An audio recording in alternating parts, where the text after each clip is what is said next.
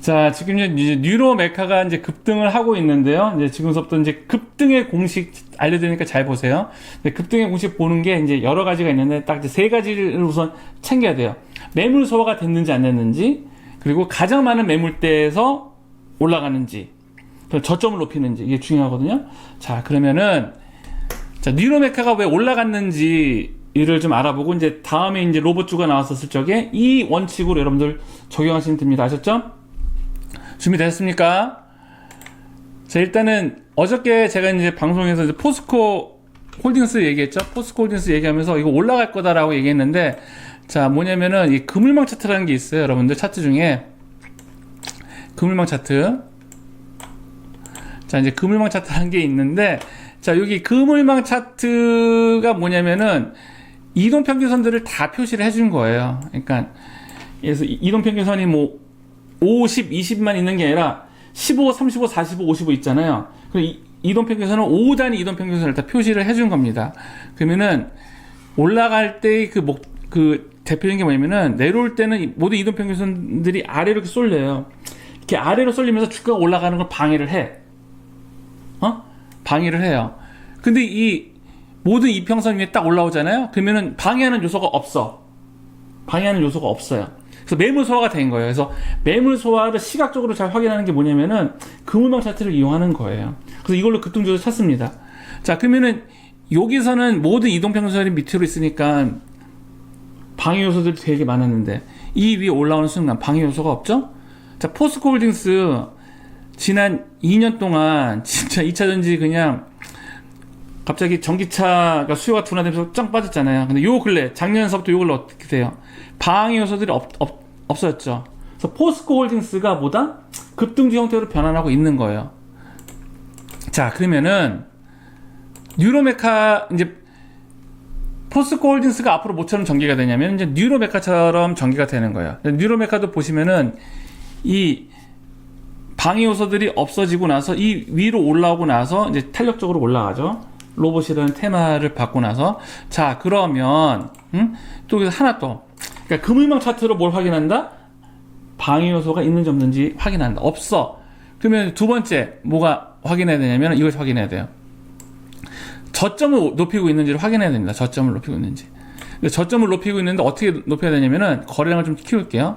거래량을 키워서 거래량 터지기 전에 저점을 훼손하지 않고 올라가는 게 중요해요. 그래서 거래량이 터졌던 곳을 제가 다 하나씩 이제 화살 체크를 해보면은, 자, 전일 대비 혹은 며칠 전 대비 거래량이 막 급증했었던 데를 대충 몇 개를 찍어봤습니다. 찍었어요, 이렇게 찍었는데, 자, 여기서 그 거래량이 터지기 전에 저점 있잖아요, 저점. 여기 이 부분을 주가가 자 조정 올 때 여기를 1번 자리라고 하면 1번 자리 밑에서 빠지지 않죠? 그죠? 그리고 이 라인에서 봤을 때 이날 대량 거래가 터졌는데 그 전에 저점을 딱 딛고 올라가면은 그 라인 밑으로 안 빠지고 그 라인 밑으로 안 빠지고 올라가죠.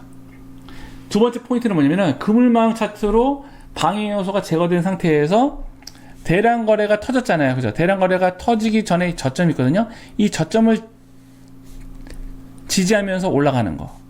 터졌어. 그러면 저점이 여기야. 그럼 여기 저점을 지지하면서 올라가는 게 보다 탄력적으로 올라가는 거예요. 여기까지 가시나요, 여러분들? 뉴로메카는 그렇게 움직였어. 그래서 급등이 나온 거예요. 그런데 저는 이제 세력의 매집을 미친 듯이 이제 좋아하는 사람이잖아요. 그러니까 세력의 매집 돌려보니까 뉴로메카가 매집이 되게 크게 나왔다는 거죠. 보시면은 뉴로메카가 매집이 이루어진 게 언제냐면은 뉴로메카가 11월 26일서부터 1월 9일까지 매집이 이루어졌어요. 11월 26일서부터 1월 9일. 그러니까 11월 26일이 언제냐면은요. 요거 전날 대량거래 터지기 전날 이날입니다. 이날 좀 지우고 11월 26일이 이날이에요.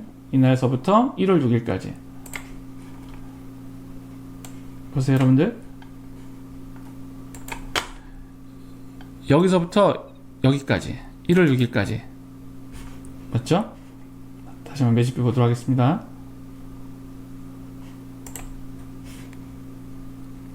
1월 9일까지. 자, 1월 9일은 여기에요, 여기. 자, 매집비가 제가 구한 데가 이제 여기입니다. 여기를 구한 거야. 이때 매집비가 얼마가 나왔냐면은, 저는 숫자를 확인하는 걸 좋아해요. 이제 1000%가 넘게 나온 거예요. 1000%가 1000%가 넘게 나온 겁니다. 그러니까 1000%라는 얘기는 뭐냐면, 여러분들 큰 손 있잖아요. 큰 손의 매도 대비 이 종목을 알아보는 큰 손의 매수가 10배 이상 나온 거예요. 10배 이상 나온 거고, 그 금액이 얼마? 80억이에요. 80억. 그리고 주포는 메리츠 증권이에요. 메리츠 증권이 53억을 매수했어요. 이건 1월 9일까지고, 제가 이제 오늘자까지 구해봤습니다. 오늘자까지 구해봤는데, 이 매집비는 줄어들었는데, 뭐가 중요하냐면은, 메리츠 증권이 아까 50억대인데 지금 62억이죠. 62억. 응? 늘었어요. 그러니까, 제 관점에서 봤을 때는 이 차트가 이해가 가는 거야. 이 기간 동안 주포가 어디? 이 기간 동안 메리츠 증권에서 관리를 했고, 오늘도 사고 있어, 매수를. 메리츠가 오늘도 매수를 하고 있어, 오늘도 메리츠에서는 매수를 하고 있어요. 그럼 매도도 아니다? 매도 아니에요. 그러니까 뉴로메카는 가지고 있으면 돼. 가지고 있으면 됩니다. 그런데 이제 이런 게 그 전에 또 이런 게 하나 나왔어요. 뭐가 나왔냐면은 유진 로봇이거든요. 유진 로봇. 자, 유진 로봇도 잘 보시면은 12월 27일서부터 1월 14일입니다. 12월 27일서부터 1월 14일. 오늘까지. 자, 유진 로봇 11월 27일이면은 이날이죠. 이날. 11월 27일서부터 오늘까지. 그러니까 매집비가 여기서부터 오늘까지가 매집비가 몇 %냐면은 다시 한번 보면은 36,600%가 높아요. 그러니까 큰 손에, 이 종목의 큰 손의 매도 대비 셀 대비 매수가 몇 %? 약 300배 많은 거예요. 300배. 그리고 금액은 77억 정도가 되는 거고, 여기도 누가? 메리츠 증권이 주포입니다. 메리츠 증권이 주포예요. 그런데 이게 급등의 원칙이 있어요. 급등의 원칙이 뭐냐면은, 지금부터 중요한 건데 잘 들으세요. 급등의 원칙이 뭐냐면은, 시가총액 있잖아요. 시가총액이 얼마? 1조 이하 플러스 매집비에서 요거 있잖아요. 요거 이제 두 번째 알파벳이 B등급 이상이면 급등이 나오더라는 거예요. 나올 수밖에 없어. B등급이란 건 뭐냐면은 얼마? 유통 주식수 대비 얼마? 3에서 5% 이상 매집을 할 때 B등급이라고 해요. A등급은 5% 이상. 자, 다시 정리해. 자, 이제 앞으로 이제 여러분들께 이런 종목을 많이 발굴해서 드리려고 해요. 다시 한번 뭐라고? 시총 1조 이하. 그 다음에 유통주식수 대비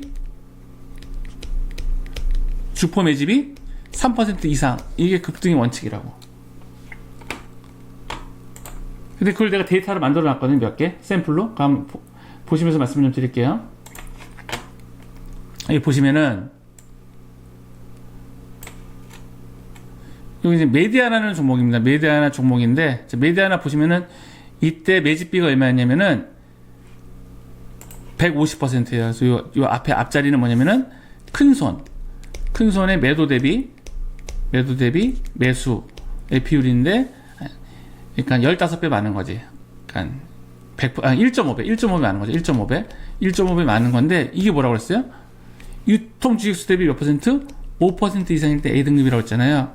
이때 메디아나가 이후에 급등을 합니다. 근데 메디아나 이때 시총 얼마? 1,300억 원이에요. 1,300억 원. 급등의 원칙이 이해가 되시죠? 시총은 더 작으니까 잘 올라가겠지. 1,300억 원에 유통주식수의 5% 이상 이때 누가 매집을 한 거야. 올라가요, 안 올라가요? 올라갈 수밖에 없다니까? 올라갈 수밖에 없다고. 두 번째, 디지털 조선도 그랬어요. 디지털 조선도 보면은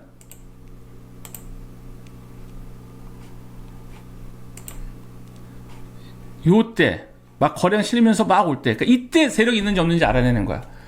이때 보니까 이것도 유통주식수 대비 3% 이상. 그러니까 짧은 순간에 많이 매집을 했죠. 짧은 순간에 한 달도 안 된. 근데 시가총액이 1,000억 원도 안 됐어요. 자, 코레 서키트. 작년에 시총 5,000억일 때, 시총이 5,000억 원일 때, 이때 내가 매집비를 구해봤거든요. 아니라 다를까 급등했는데 이때도 매집비가 B등급이 나오라는 거지. B등급. 시총 대비 3% 이상에서 5% 사이. 그리고 큰 손에 매도 대비 매수가 3.4배 정도 컸었고,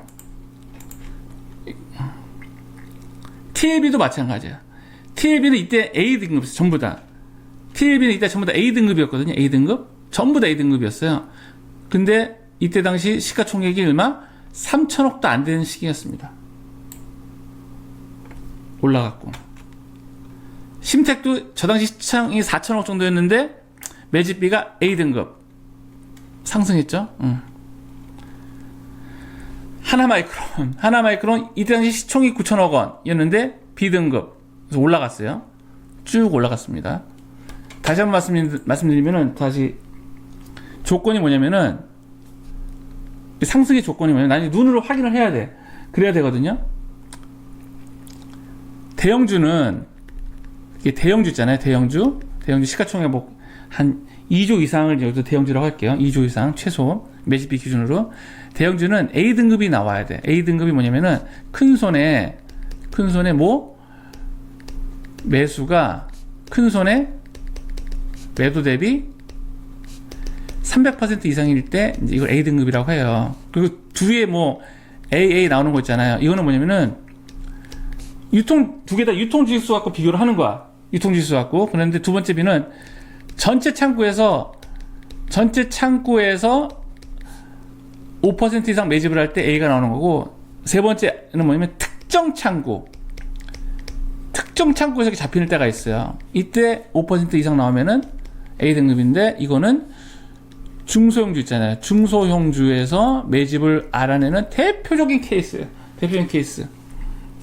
근데 1조 이하 있잖아요. 예, 이런 종목에 세력이 있는지 없는지 알려주는 겁니다. 뭐 ISC도 올라갔고, 이제 BHI도 작년에 올라갈 때, 이때가 이제 재작년이군요. 시총이 4천억 원대였는데 A등급 매집한다면 쑥 올라갔어요. 그래서 정리를 하면은, 첫 번째 알파벳은 뭐냐면은, 큰 손의 매도 대비 매수가 300% 이상일 때고, 두 번째는 전체 창구에서 5% 이상일 때 A등급, 세 번째는 특정 창구에서 할 때 A등급이에요. 요걸로 이제 매집비를 구하는 거예요. 여기까지 가셨죠? 그럼 이제 제가 오늘 여러분께 알려드리려고 하는 거는, 시총이 작은 거랑 시총이 큰 거, 이렇게 세 개를 알려드리려고 한 거예요.